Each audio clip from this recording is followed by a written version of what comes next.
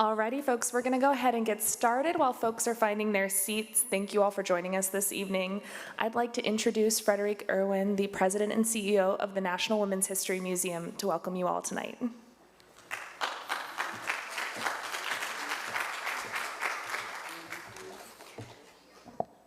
Hi, everybody. Come on in. It's nice to see you all. Welcome to our screening and talkback of Maya Angelou and Still I Rise. As Becca said, I'm Frédérique Irwin, the President and CEO of the National Women's History Museum. For over 25 years, the National Women's History Museum has served as the nation's leading educational institution for the advocacy, exploration, and celebration of women's history. We are a virtual-first museum that works in close partnership with local cultural institutions to expand the physical reach of our programming. We're delighted to be here today at the beautifully renovated Martin Luther King Jr. Memorial Library Auditorium as part of a multi-year partnership that we are hosting programs like this screening that center the stories of women throughout DC and the nation's history, as well as hosting long-term exhibitions, such as our We Who Believe in Freedom Black Feminist DC exhibition, which is on the first floor.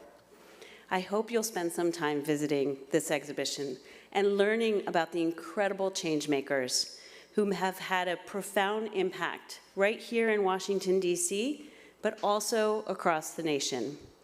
In fact, next week in DC, if you're still around, we're proud to bring a powerful art installation to the National Mall, a feminist history tree ring by Tiffany Shlain.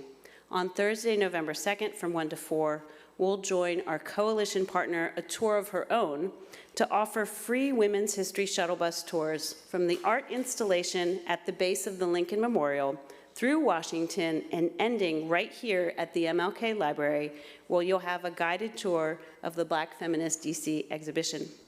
If that sounds interesting, please visit our website at www.womenshistory.org. Maya Angelou and Still I Rise is the first feature documentary about the incomparable Dr. Maya Angelou, best known for her autobiography, I Know Why the Caged Bird Sings. Dr. Angelou's was a prolific life as a singer, dancer, activist, poet, and writer. She inspired generations with lyrical modern African-American thought that pushed boundaries. Tonight, we have the honor of seeing this film, as well as hearing from co-director of the film, Rita Coburn, and close friend of Dr. Angelou, Dr. Eleanor Traylor, as part of our talkback after the film. We're excited to bring this film to Washington, D.C., due to Dr. Angelou's rich ties to the area, as well as Dr. Angelou's inclusion in the American Women's Quarters program. One very special role that the National Women's History Museum is proud to have is serving as consultants to the United States Mint on the American Women Quarters program. When our staff and scholars began curating a list of prominent American women to honor on a series of quarter dollars, one of the first names that rose to the very top of everyone's list was Maya Angelou.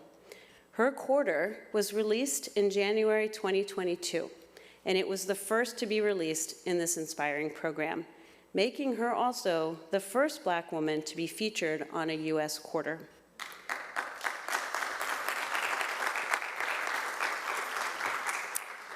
To tell you more about Dr. Angelou's inclusion on a quarter, it is now my great pleasure to introduce Vicky Best-Morris, the Communications and Outreach Coordinator for the United States Mint Office of Equity and Inclusion.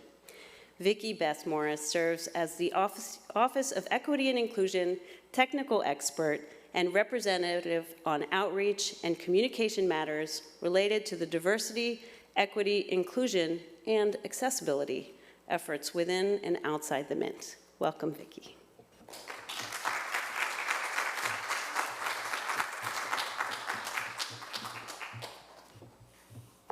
Thank you for those warm remarks. Good evening, everyone. It's a pleasure to be here with the National Women's History Museum for this special screening. Thank you for inviting us to talk a little bit about the quarter we released last year on honoring Maya Angelou. The Maya Angelou Quarter was the first coin in the American Women's Quarters Program, authorized by the Circulating Collectible Coin Redesign Act of 2020. This is a 4-year program that celebrates the accomplishments and contributions made by women of the United States. For the first time in history, we are issuing circulating quarters through a coin program that is solely dedicated to honoring the achievements of American women. Beginning in 2022 and continuing through 2025, the U.S. Mint is issuing 5 coins annually which honor women reflecting a wide range of accomplishments and fields. The diverse group of honorees have shaped our nation's history and helped pave the way for generations that follow. Recognizing and honoring women on our nation's coinage is vital because our coins tell the American story, reflecting not only who we are, but what matters to us. At the Mint, we see the work we do as connecting America through coins. It was our distinct pleasure to connect Americans to Maya Angelou, a writer, poet, performer, social activist, and teacher who rose to international prominence as an author after the publication of her groundbreaking autobiography, I Know Why the Caged Bird Sings. The reverse side of the coin, or tails that you may know it as, depicts Maya Angelou with her arms upheld. Behind her are a bird in flight and a rising sun, images inspired by her poetry and symbolizing the way she lived. The other 4 women honored in 2022 were Dr. Sally Ride, physicist, educator, and first American woman in space. Wilma Mankiller, the first woman elected principal chief of the Cherokee Nation. Nina Otero Warren, suffrage leader and the first woman superintendent of the Santa Fe Public Schools. And Anna May Wong, the first Chinese American film star in Hollywood. This year, we have honored the first African American and first Native American woman licensed pilot, Bessie Coleman, Edith Kanaka Ole, an indigenous Hawaiian composer and custodian of Native culture and traditions, leader, First Lady, and author, Eleanor Roosevelt, Jovita Adar, a Mexican-American journalist, activist, teacher, and suffragist, and just this week, we released our last coin for the year, which honors America's first prima ballerina, Maria Tallchief. In 2024, we will honor Reverend Dr. Polly Morey, poet, writer, activist, lawyer, and Episcopal priest, Patsy Takamoto Mink, the first woman of color to serve in Congress, Dr. Mary Edwards Walker, a Civil War-era surgeon and women's rights and dress reform advocate, Cuban-American singer, cultural icon, and one of the most popular Latin artists of the 20th century, Celia Cruz, and writer, composer, educator, and political activist, Zeke Calazar. Unifying the entire coin program is an obverse designed by one of the most iconic female sculptors of the early 20th century, Laura Garden Frazier. These pioneer women of the American Women's Quarters Program represent vastly different fields of endeavors, talents, and skills, yet all share a significant commonality. Their contributions were groundbreaking and had a lasting impact on society, and none of these ever settled or accepted the status quo. All of our honorees influenced others and paved the way for each new generation. We hope their stories inspire you and connect you to the history we all share. Thank you, and continue to enjoy your evening.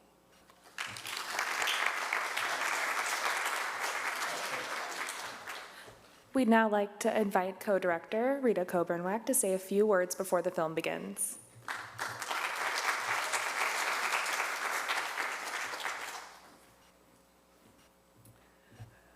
My mission here is to welcome you and to say that I'm excited about your being here.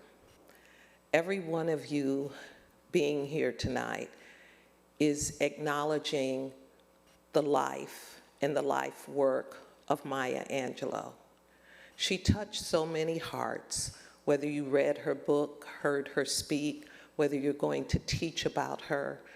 There is a West African saying, and it says that we live on 3 levels. All of us that are living, that are in this room, we're on the level of living. Then there is the living dead, people such as Abraham Lincoln, people that we remember, Jesus, all sorts of people that we remember. And then there is the dead and gone, when no one on earth speaks your name. Because you are here, you continue the name of Maya Angelou. And I thank you for your courage to come out and see a part of yourself in a woman who gave so much of herself to so many. I'm also very honored to have Colin Johnson here. Colin, just stand.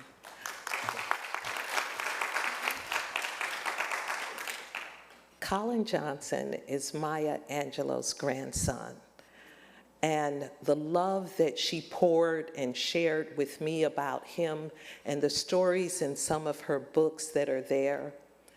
You will see Guy Johnson, his father, in this documentary. And so the portals from which he came to the earth are very rich. And one day I'm thinking that he is going to follow his grandmother, his father, and write his story. So I want you to put that out there and look for that to come next. Thank you so much for being here. Thank you for being such a light to me as well, and a brother. After this, we're going to be able to talk, so I just want you to meet Maya Angelou again.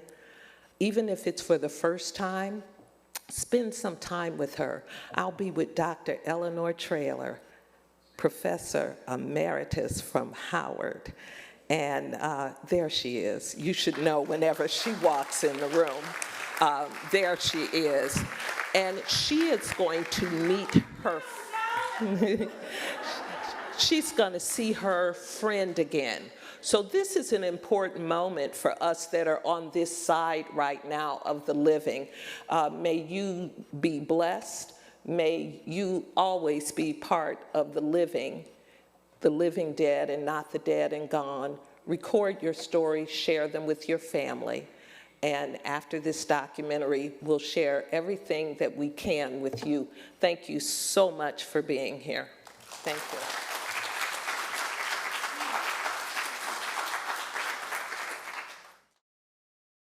I think I have it on. Hello, can you hear me? Thank you.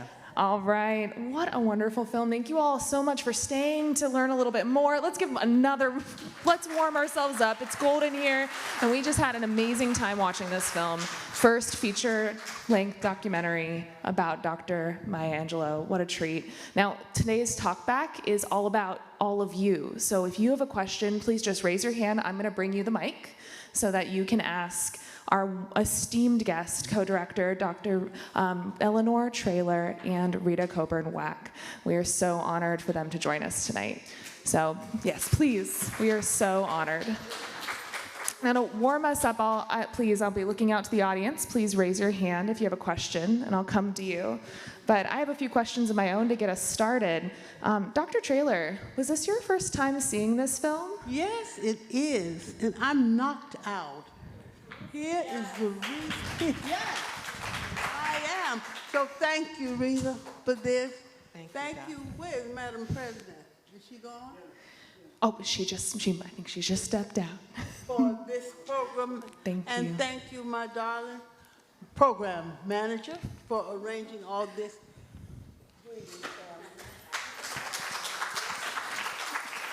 You know, family is what we are.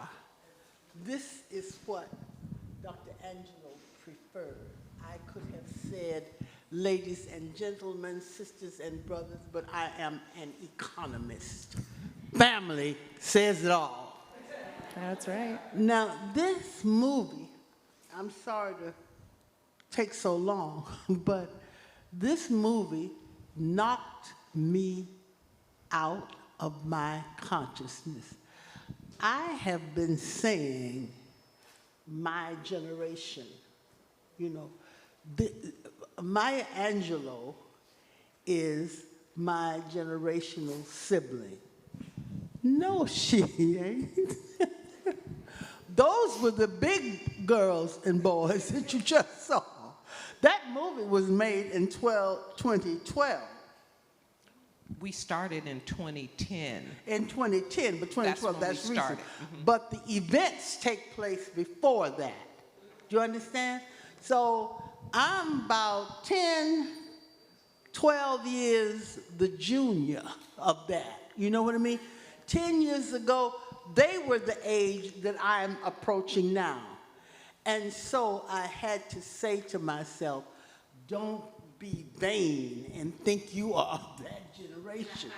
However, there is a Yoruba philosophical statement that says, in the present moment, the womb of the present carries the past and the yet unborn. You see? So it means that I'm not too far wrong. I'm representative of all that has been. I will stop there, not because I want to, but because someone else has something to say. Thank you so much, Dr. Traylor. Let's give a round of applause. Thank you for joining us and representing so much of what we've heard tonight, and yourself as well. And you are also incomparable. Both of my guests here are, in your own right. Now, Ms. Rita Coburn, what brought you to this project? I know a little bit about your relationships in this room and beyond, but I'm sure the audience would love to know more. What I'd like to say about Dr. Eleanor Traylor is I met her around Maya Angelou's table. And so they have been friends for years. So the idea that today she could get to see her friend again is a real blessing. And that is very important because when I worked for Oprah Radio, and Oprah said, first off, nobody wanted Maya Angelou as their radio host because she was so close to Oprah, they thought, you know, one false move and I'm out of here. And there were 8 of us sitting around the table, and I had been praying that I would be able to be her host. Oprah's generosity was, I want you to go down and take your radio equipment and record 5 shows for Oprah Radio and stay with, and do that and bring the shows back. Maya Angelou's generosity was, you don't take a hotel, you stay with me. So for 4 years, I would be in her home once a month. And when I met her, she was walking, then she had a cane, then she had a wheelchair. And during that time, Eleanor Traylor, Chris Rock, Dave Chappelle, Andrew Young, they would all come through. And they would sit there. President Clinton would call, and he would hear her hairdresser with the Marcel irons. And he'd say, Maya, what is that?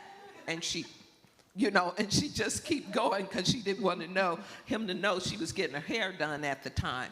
But these were the women that sat around. Nikki Giovanni came down, Sonia Sanchez, and I had the blessing of sitting at their feet. And about 3 or 4 years into that, I asked her, would she do a documentary? And she said 3 things. And I know old black women, that's not a problem for me. A lot of people don't know when you should be quiet around them, and that's the problem. So she said, do you know what you're asking? I didn't say a word. She said something to the effect of, it was clear, I don't need another thing. You know, she'd written all the books, by that time 36, and she hadn't let anybody else tell her story. But I think being in the home with her 3 or 4 years, once a month, she trusted me. And I still didn't speak. And then she looked at me and she said, if you're gonna take it all the way. So it was a gift. And it was a gift to be around her. And that's how the project came to me, through those various portals. Wow, that's amazing. I want to make sure if there's any questions, please raise your hand and I'll come to you. The floor is definitely open. But go ahead, Dr. Traylor. While you're raising your hands, I want to say something about the title of this film. It's called And Still I Rise. Well, that is a poem, you know. Not only is it one of the most inspirational poems in the canon of American poetry, but it is a very smart poem, and it delivers her poetic technique. Not only that, it delivers the design of the entirety of African American expressive art. And this is what it is. The word rise is not her word alone. It is the word of her foremothers, Margaret Walker Alexander, who wrote one of the inspirational poems of the canon called For My People. And it reads, let a new earth rise. Let a bloody peace be written in the skies. Let a people loving freedom now rise and take control. Then there is the sorrow song, the spiritual, that rises on the word rise. It reads, the Lord loves a sinner and she'll rise. I want to be like Maya and sing it if I could. The Lord loves a sinner and she'll rise. I can't sing neither. Then there is the James Weldon Johnson rise in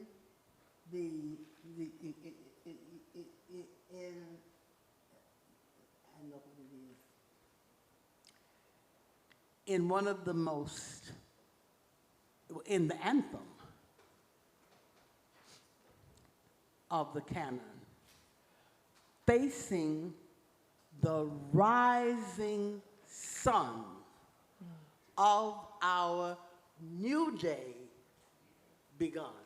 You see, then the Angelou poem comes, and still I rise. That is passed on to Andra Day, whose song is what? Rise. I can't remember Rise up. Rise up. You see how it goes? So the past is embodied in the present and past. It's beautifully rendered. It's just wonderful. And so many moments in that film reminded me of how glorious, not only the inspiration, not only the life, but how smart, how brilliant, you know.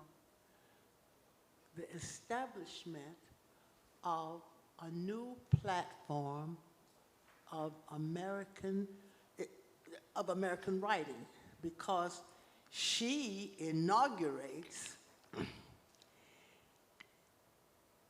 a genre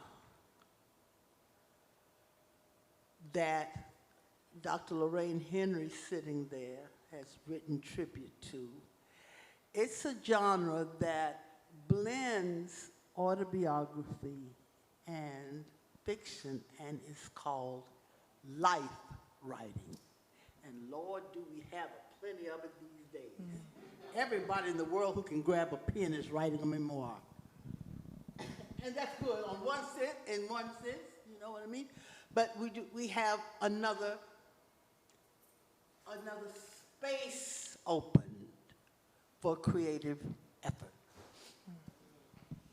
Yeah. Wow. This is the former chair of the Department of English at Howard University, among many other accolades in literary criticism, and we just got a free masterclass. So thank you so much, Dr. Traylor. That was beautiful. I have some questions. I'm coming up to you right now. I got it. Fantastic. Thank you, Bobby. Thank you. I so enjoyed this film, and I'm so join everybody else here who has enjoyed it so much. I wanted to know about its availability. Is it going, because it definitely needs to be in schools, it needs to be in churches, it needs to be just, we need to fill up this room.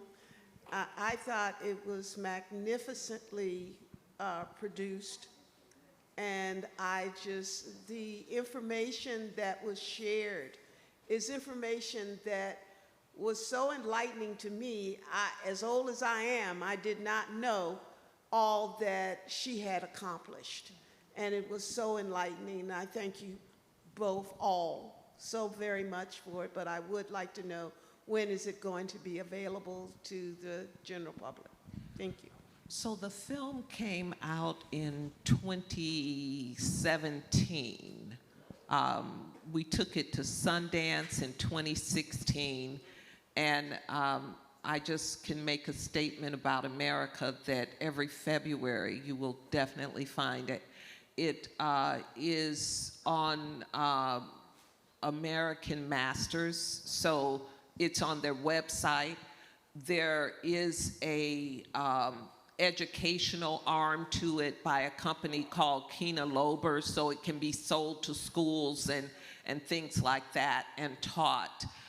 We were on Netflix for a while, and now I believe you may be able to get it on Prime, but just search to find it.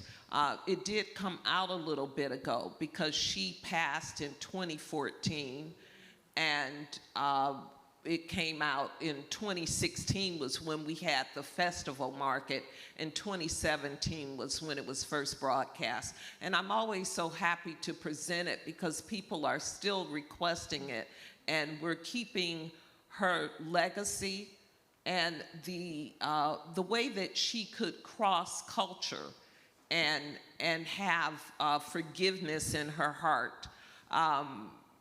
Those kind of tenets are things that we still need to be discussing today. And so I hope you will, search for it and look. So February, March, you're gonna find it broadcast again, but you can also check those other sources. Looks like we have another question. Please. Hi, it was a great documentary. I just wonder, given our turbulent times and even the book banning, some wanting to ban her book, and feeling as though we're very divided and almost reliving the 60s, how do you think Maya Angelou, what words of encouragement do you think she would give to us as women and respond to these difficult times? Wow. You know, she had a great sense of humor. And we share that. I'm going to read a poem to you that shows that sense of humor. She would simply regret this moment, but understand that we've been through such moments before, and that it will not last, and that the minute you ban something from anybody, you explode it. Everybody wants the thing that's banned. So, you know, for the humor, she is my favorite poem of all this glory. This little poem is my favorite. It's called Weekend Glory. It reads, some dicty folks don't know the facts, posing and preening and putting on acts, stretching their necks and straining their backs. My life ain't heaven, but it sure ain't hell. I'm not on top, but I call it swell if I'm able to work and get paid right and have the luck to be black on Saturday night.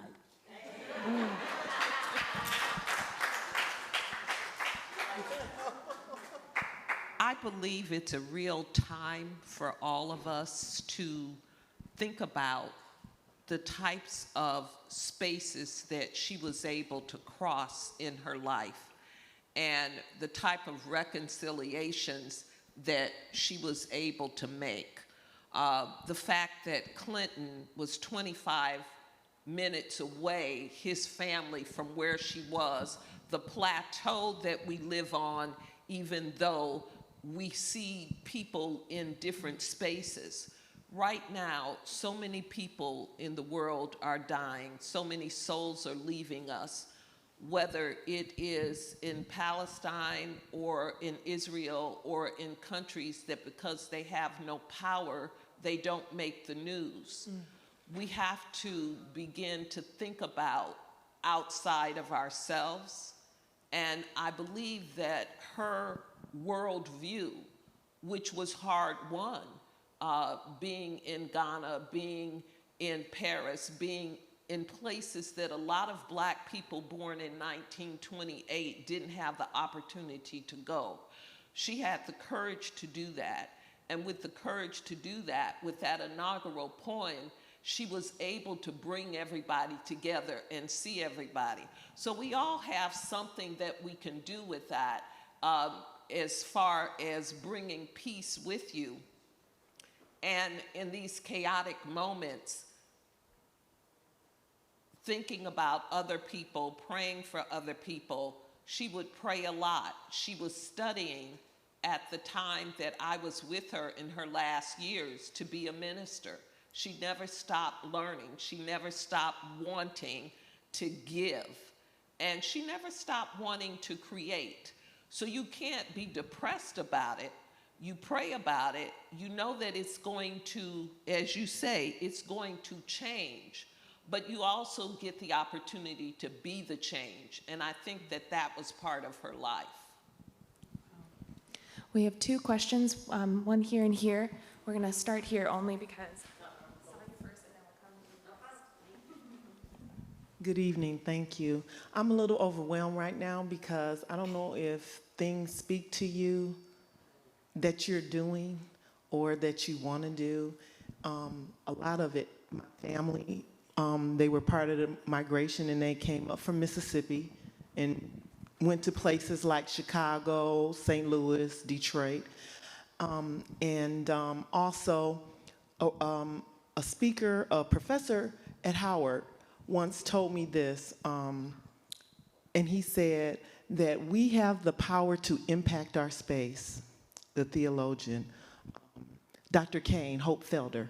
And he said that, you know, everybody thinks that you can be, they don't do anything because they think they have to do something like Martin Luther King or Malcolm X. He said, but you can impact your space and the people around you by the way you behave, by the way you conduct yourself, by the way you treat other people. And just watching her life, I know that I can do something. It may not be great like Martin Luther King, but I can still impact people at work or in my family. And I can be my authentic self and unapologetic. And I'll just leave you with this. In one of her books, I wouldn't take nothing from my journey.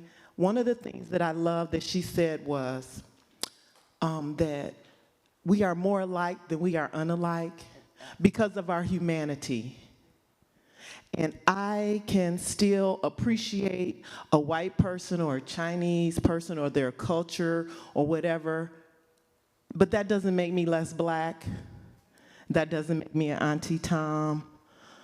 Because I can still have pride in the things that black people have accomplished and the things that we have endured.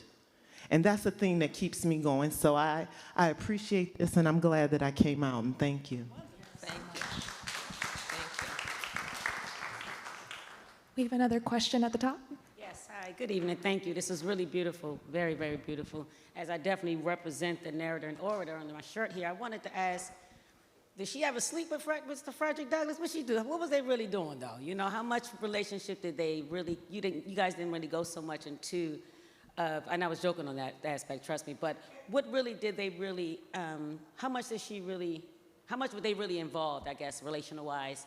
And were they just like a platonic friend, or, you know, from that aspect? Who are you talking about? Frederick Douglass. So then... She was how old was she then in that part? So Maya Angelou was born in 1928. Frederick Douglass was in the 1800s, and yeah. So that wasn't a relationship, but I like your question. I like you asking it, because here is the thing. We have to teach one another, or we won't know. And what I'm working on another documentary now on W.E.B. Du Bois, who was born in 1868, and Frederick Douglass preceded him. And one of the things that we have to do to get the history to all of us, to our people, to our children, is to continue to find a venue for the history. And so if the history is not coming from the book, if it can come from the film, if it can come from the internet, it's all what we need. Maya Angelou wasn't shy in her womanhood and her relationship. She had a few, and she was not uncomfortable with that. She always wanted two things that she would tell me about in those times of being with her. She wanted a daughter. She loved her son. She embraced all of us as daughters.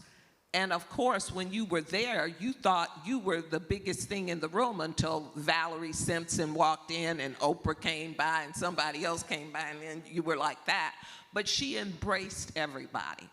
And so her relationships with people, she was a human being. They failed, she worked at them, but she also wanted us to learn, and she wanted us to learn to love one another. And I think the telling about her time as a prostitute was one of those points where she wanted to let you know that she had been there.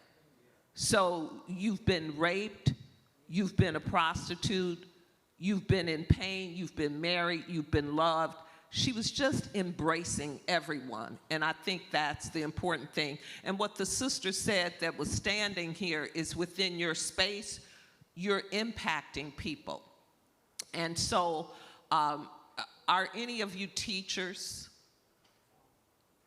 You have students, or you're working with young people. I want to acknowledge my husband here, who's a professor, and one of the things that I say is, he has so many children because he's taught so many people to be able to make a living, to, you know, sometimes when you're teaching your own, you feel like you're pulling hairs and you're not getting through, but you're teaching them. And Maya Angelou, as she aged, she had that saying that her mother gave her, her grandmother gave her: when you get, give, and when you learn, teach. And the informal school of African Americans was just that. When we were educated initially by each other, you could take me to 3rd grade, but your anointing wasn't to get me through high school. And that was a time, too, that came up. I'm trying to think if it was James Weldon or it was someone else was asked, when blacks could finally go to school, what should we tell the people up north?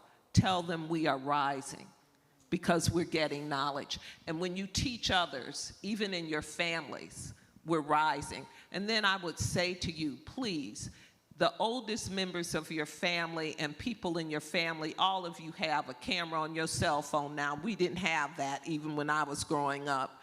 You need to take people and tape their stories so that they can see their grandparents, they can see you, and they can see you later and understand who they are. So we're all creators.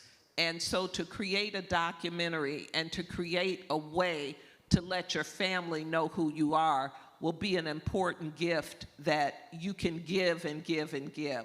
As technology keeps going, I'm sure you'll have other ways to do that. But do record so that people know who you are. Well, I know we have a few more questions, but I also want to honor that we've all been together for a few hours and we can continue the conversation as well as the night is concluding. So I want to make space for anything else you'd both like to say before we end our talk back tonight.